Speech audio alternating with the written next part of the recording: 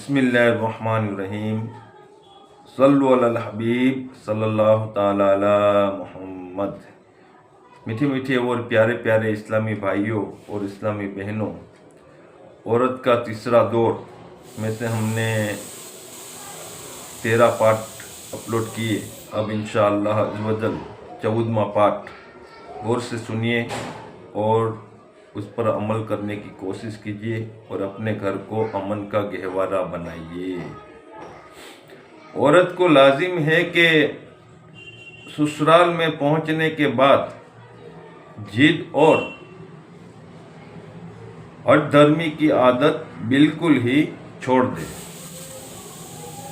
उम्मन औरतों की आदत होती है कि जहां कोई बात उनकी मर्जी के खिलाफ हुई, फौरन गुस्से में आग बबूला होकर उलट पलट शुरू कर देती है।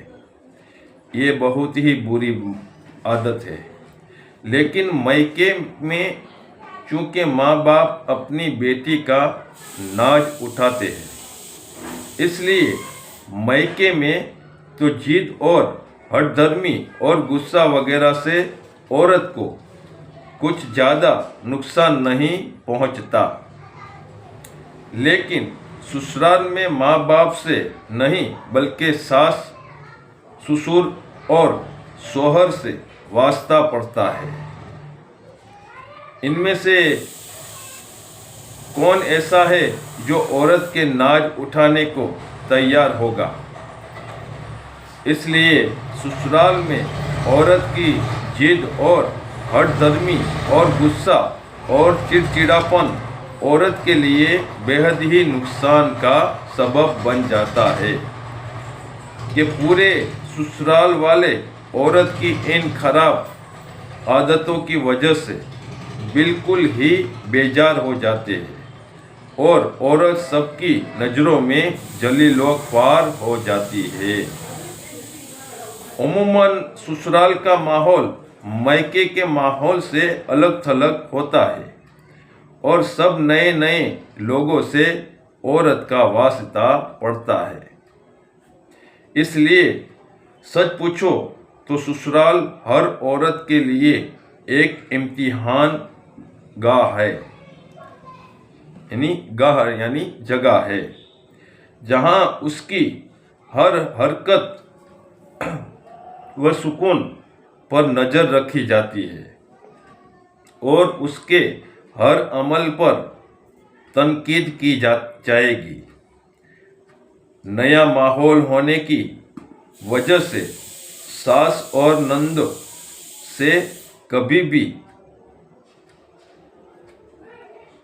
ख्यालात में टकराव भी होगा और इस मौके पर बाज वक्त सास और नंदों की तरफ से जली कटी और तानों कोसनों की कड़वी कड़वी बातें भी सुननी पड़ेगी। ऐसे मौक़ों पर सब्र और खामोशी औरत की बेहतरीन ढाल है। औरत को चाहिए कि सास और नंद को हमेशा बुराई का बदला भलाई से देती रहे और इनके तानों को कोसनों को पर सब्र करके बिल्कुल ही जवाब न दे और चुप साध ले। ये बेहतरीन तरीके अमल है। ऐसा करते रहने से इंशाअल्लाह अज़्ज़वजल एक दिन ऐसा आएगा कि सास और नंद खुद ही शर्मिंदा होकर अपनी हरकतों से बाज आ जाएगी। सल्लु अलल हबीब सल्लल्लाहु ताला अला मुहम्मद।